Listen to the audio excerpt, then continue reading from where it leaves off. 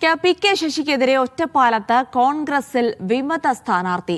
P K Sasi ഒറ്റപ്പാലത്ത് മത്സരിപ്പിച്ചാൽ വിമതനായി മത്സരിക്കുന്ന കാര്യം ആലോചിക്കുമെന്ന് ഇന്ത്യൻ ലോയേഴ്സ് കോൺഗ്രസ് സംസ്ഥാന general secretary NK Jayadevan media വണിനോട് പറഞ്ഞു. സ്ത്രീ വിഷയത്തിൽ രാഹുൽ മാങ്കൂട്ടത്തിലിനെ പുറത്തു നിർത്തി പി കെ ശശി ഒപ്പം നിർത്തുന്ന രീതി ശരിയല്ല.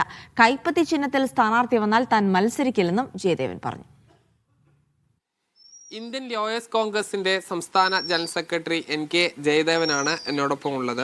ഇപ്പോൾ തെരഞ്ഞെടുപ്പ് വരാൻ പോവുകയാണ്. താങ്കൾ ഒറ്റപ്പാലത്ത് ഇങ്ങനെ സ്വതന്ത്രനായി മത്സരിക്കും എന്ന ഒരു ഇതിങ്ങനെ കേൾക്കുന്നുണ്ട്. ഒറ്റപ്പാലത്ത് സ്വതന്ത്രനായി മത്സരിക്കുക എന്നല്ല, ഒറ്റപ്പാലത്ത് ഇന്ത്യൻ നാഷണൽ കോൺഗ്രസിൻ്റെ പ്രവർത്തകരെ സംബന്ധിച്ചിടത്തോളം കൈപ്പത്തി ചിഹ്നത്തിൽ വോട്ട് ചെയ്യാൻ അവസരം ലഭിക്കണമെന്നാണ് എൻ്റെ ആഗ്രഹം. ഇപ്പോൾ പി കെ ശശി ഈ LDF വിട്ട് വന്നു. അദ്ദേഹം CPM-ൽ നിന്ന് അദ്ദേഹത്തെ പുറത്താക്കി കഴിഞ്ഞിരിക്കുന്നു. അദ്ദേഹം ഒരു പുതിയ സംവിധാനം രൂപീകരിക്കുന്നു. UDF-മായി സഹകരിക്കുക കഴിഞ്ഞാൽ അദ്ദേഹത്തെ ഒറ്റപ്പാലം സ്ഥാനാർത്ഥിയാക്കും എന്നുള്ളതാണ് കാര്യമായ വാർത്തകൾ വരുന്ന. അത്തരം ചർച്ചകളൊക്കെ നടക്കുന്നുണ്ട്. ആ വാർത്തകളൊക്കെ ശുദ്ധ അസംബന്ധമാണ് എന്നാണ് എൻ്റെ അഭിപ്രായം. കാരണം ഇന്ത്യൻ നാഷണൽ കോൺഗ്രസ് ഉയർത്തിപ്പിടിക്കുന്ന സ്ത്രീപക്ഷ രാഷ്ട്രീയമുണ്ട്. ഐക്യജനാധിപത്യ മുന്നണി ഉയർത്തിപ്പിടിക്കുന്ന സ്ത്രീപക്ഷ രാഷ്ട്രീയവും പരിഗണിക്കുന്ന സമയത്ത് ശ്രീ പി കെ ശശിക്ക് ഒറ്റപ്പാലത്ത് മത്സരിക്കാൻ അവസരം ഐക്യജനാധിപത്യ മുന്നണിയുടെ ബാനറിൽ ഉണ്ടാകില്ല എന്നാണ് ഞാൻ ഉറച്ചു വിശ്വസിക്കുന്നത്. അദ്ദേഹത്തെ കഴിഞ്ഞ ദിവസം CPM-ൽ നിന്ന് പുറത്താക്കി. രാഹുൽ മാങ്കൂട്ടത്തിനോട് ഇന്ത്യൻ നാഷണൽ കോൺഗ്രസ് സ്വീകരിച്ചൊരു സമീപനമുണ്ട്. കേരളത്തിലെ ഏറ്റവും പ്രതിഭാശാലിയായ ഉയർന്നു വരുന്ന രാഷ്ട്രീയ പ്രവർത്തകൻ എന്ന നിലയ്ക്ക് രാഹുൽ മാങ്കൂട്ടം എല്ലാവരുടെയും ശ്രദ്ധ ആകർഷിച്ച സമയത്താണ് അദ്ദേഹത്തെക്കുറിച്ച് ചില ആരോപണങ്ങൾ ഉയർന്നു വന്നത്.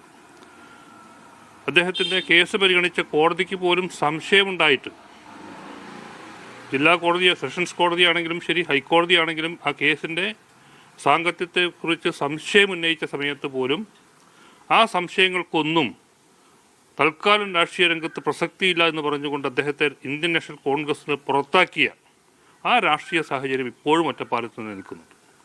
അത്തരമൊരു സന്ദർഭത്തിൽ P K Sasi Indian national Congress നേതൃത്വം കൊടുക്കുന്ന ഐക്യജനാധിപത്യ മുന്നണിയുടെ സ്ഥാനാർത്ഥിയാകും എന്ന് ആരെങ്കിലും കരുതുന്നുണ്ടെങ്കിൽ അസംബന്ധമാണ് എന്നാണ് എൻ്റെ അഭിപ്രായം.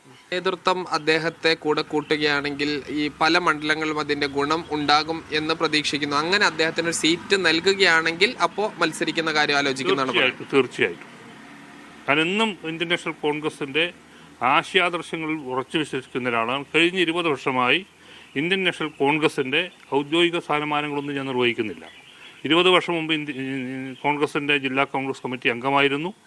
അതുപോലെ തന്നെ വിവിധ പോഷക സംഘടനാ ഭാരവാഹിത്വം എനിക്കുണ്ടായിരുന്നു. ഒറ്റപ്പാലം ടൗണിൽ ഞാൻ പ്രസിഡൻ്റായിട്ടുള്ള ട്രേഡ് യൂണിയൻ ഇപ്പോഴും നിലവിലുണ്ട്. ഇത്തരമൊരു സാഹചര്യമൊക്കെ ഞാൻ തുടർന്നു വരുന്നത് ഇന്ത്യൻ നാഷണൽ കോൺഗ്രസിൻ്റെ ആശയാദർശങ്ങളിൽ കുറച്ച് വിശ്വാസമുള്ളത് കൊണ്ടാണ്.